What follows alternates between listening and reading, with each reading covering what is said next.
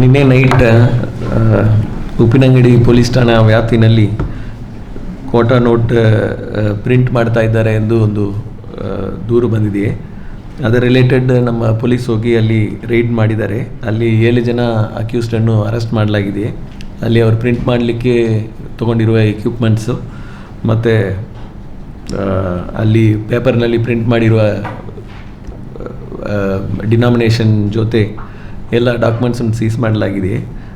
7 ಜನ ಅಕ್ಯೂಸ್ಡ್ಗಳು ಡೀಟೇಲ್ಸ್ ಮತ್ತು ಏನೇನು ಸಿಕ್ಕಿದೆ ಇವತ್ತು ಸಂಜೆ ಒಳಗೆ ನಾನು ಕಳಿಸ್ತೀನಿ. ಅದರ ರಿಲೇಟೆಡ್ ಕ್ರೈಮ್ ನಂಬರ್ 103/26 ಅಂಡರ್ 178 ಮತ್ತು 181 BNSನಲ್ಲಿ ಪ್ರಕರಣ ದಾಖಲಾಗಿದೆ.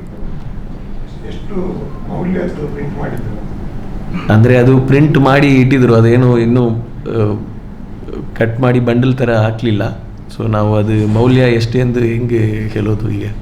ಸೊ ಪೇಪರ್ನಲ್ಲಿ ಪ್ರಿಂಟ್ ಮಾಡಿದ್ದು ಅಂದರೆ it is in the process. ಅವರು ಇನ್ನೂ ಅದು ಇದು ಮಾಡಲಿಲ್ಲ. ಎಷ್ಟು ದಿವಸವಾಗಿ ಈಗ ರೀಸೆಂಟಾಗಿ ಬಂದಿದ್ದಾರೆ ಅಲ್ಲಿ ಎಂದು ಮಾಹಿತಿ ಇದೆಯೇ, ಎಷ್ಟು ದಿವಸವಾಗಿ ಇದ್ದಾರೆ ಅದನ್ನು ಡೀಟೇಲಾಗಿ ನಾನು ವೆರಿಫೈ ಮಾಡಿ ಸಂಜೆ ಒಳಗೆ ಪ್ರೆಸ್ ನೋಟ್ ಕಳಿಸ್ತೀನಿ. ಓಕೆ. ಬಾಡಿಗೆಗೆ ಒಬ್ಬರ ಹತ್ರದಿಂದ ತೊಗೊಂಡಿದ್ದಾರಂತೆ, ಈ ತಿಂಗಳಿಗೆ ತೊಗೊಂಡಿದ್ದಾರೆ ಎಂದು ಪ್ರಥಮವಾಗಿ ಹೇಳಿದ್ದಾರೆ. ಅದು ಎಷ್ಟು ದಿವಸವಾಗಿ ಇವರು ಮೂವ್ ಆಗಿದ್ದಾರೆ, ಎಷ್ಟು ದಿವಸವಾಗಿ ಮಾಡ್ತಾ ಇದ್ದಾರೆ, ಎಕ್ಸಾಕ್ಟ್ ಡೀಟೇಲ್ಸ್ ಸಂಜೆ ಒಳಗೆ ಕಳಿಸ್ತೀನಿ.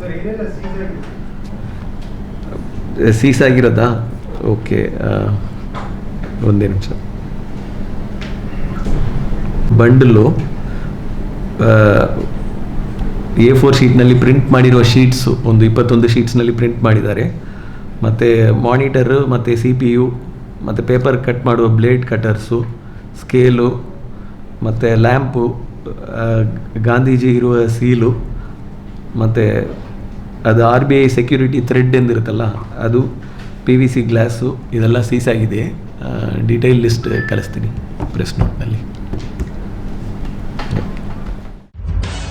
ನಿಖರ ಸುದ್ದಿ, ಸದಭಿರುಚಿಯ ಕಾರ್ಯಕ್ರಮ.